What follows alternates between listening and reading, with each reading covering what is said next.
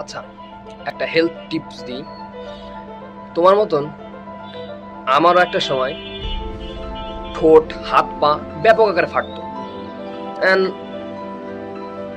এর বিপরীতে সাধারণ মানুষ যেই কাজ করে, ভেজলিন, তেল, তারপরে গ্লিসারিন, এই জাতীয় জিনিসপত্র ব্যবহার করে শরীরে, ঠোঁটে।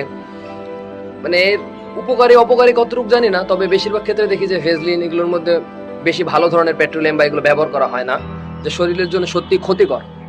কিন্তু যখন আমি জানতে পারলাম এই হেলথ টিপসটা, এরপর থেকে আমার শরীরের এই যে হাত, ঠোঁট, মানে কোনো কিছুই আমার আল্লাহর রহমতে আর ফাটে না।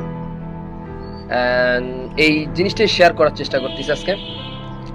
মানে তেমন বেশি মানে মানে কোনো খরচ হবে তা না, শুধুমাত্র এর জন্য লাগবে শুধুমাত্র সরিষার তেল নিয়ে জাস্ট একটা একটা সরিষার তেলের ইসের মধ্যে আপনার আঙ্গুলটা একটা ডিপ করে ওই জিনিসটা নিয়ে আপনার নাভিতে দিয়ে দেবেন গোসলের পরে করতে পারেন আপনি, আপনার যে কোনো সময় আপনি করতে পারেন।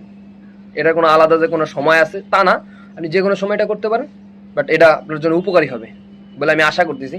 আমি এর থেকে উপকার পাইছি, আপনি হয়তো এর থেকে উপকার পেতে পারেন। Hope for the best, over and out, আরিগাতো।